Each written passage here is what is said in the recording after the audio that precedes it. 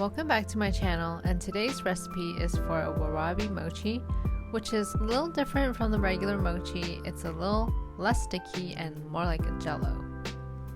So this recipe is super simple and it only requires 3 ingredients.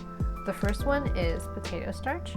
I found this at a specialty grocery store, and you'll need about 1 cup of potato starch. And then you'll need sugar, and I'm using half a cup of sugar. And the last thing you need is soybean powder. So this is a roasted soybean powder, and you can get this from specialty grocery stores. So to your sugar and starch, we're going to add 2 cups of water. So I've just turned on the heat. Make sure everything is nice and mixed and bring it to a boil. Alright, so it's been a couple minutes and it's starting to thicken up on the bottom. You want to make sure you keep this moving. See that?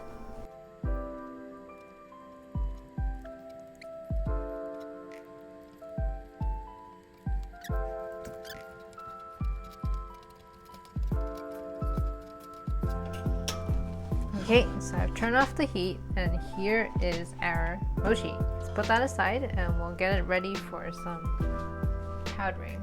Next, we're going to coat a container with the roasted soybean powder. Put your mochi straight into the powder and kind of press it around. Add another layer of powder on top to make it easier to push into a shape. So you want it to be right up to the edges, and you want it to be about 2 centimeters thick. Next, you're going to let it cool on room temp for like 10 minutes. And then we're going to cut it into nice bite-sized cubes. And that's it. This mochi is typically served with a brown sugar syrup, but here I'm using maple syrup. It tastes just as good. Or you can go without syrup, it's sweet enough.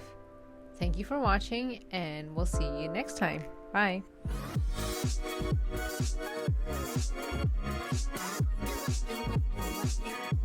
Got you thinking.